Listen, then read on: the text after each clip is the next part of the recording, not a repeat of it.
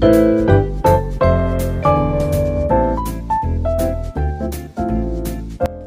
back mga kawais na misis. So, for today's recipe, gagawa tayo ng soup or Korean tofu soup.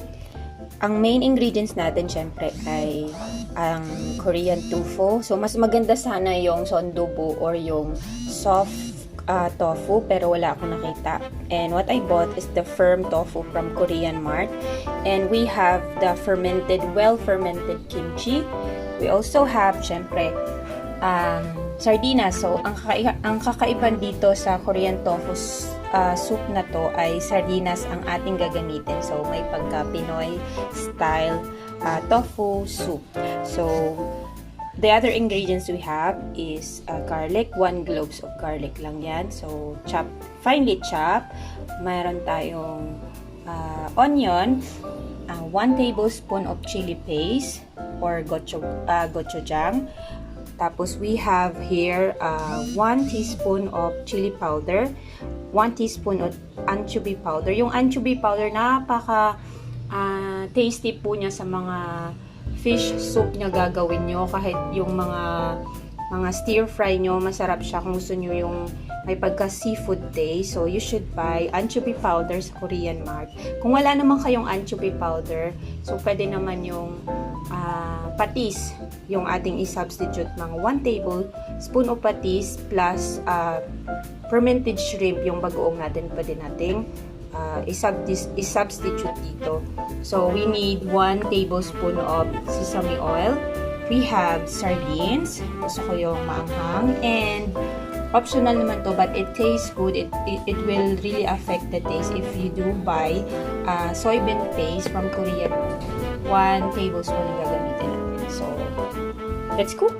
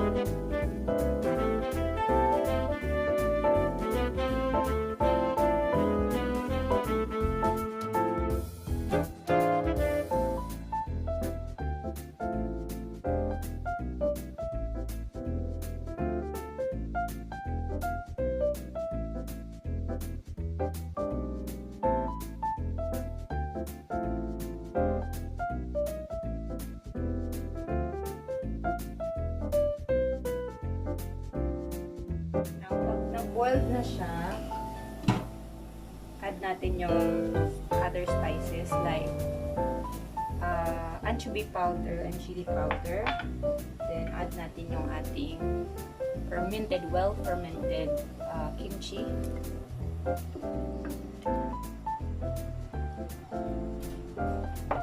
Tapos i-add na rin natin yung ating tofu.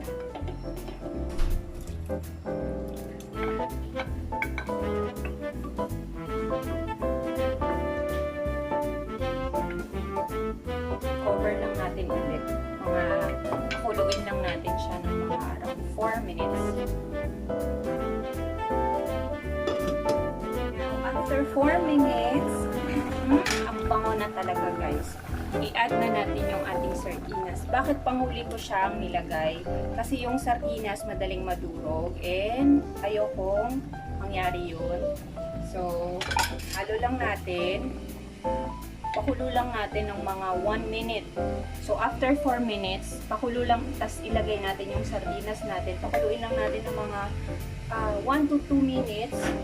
Then, pwede na. So, pwede nyong tikman to adjust the taste. But for me, I'm pretty sure na okay na yan. And the last to add is the soy bean paste. So, pag naghanap kayo, yung nakabalot na ay nakalagay sa green tab nila na ganito, yun yung piliin mo. So, I'm gonna add around 1/2 tablespoon of bean paste. So, mix lang natin yan. And,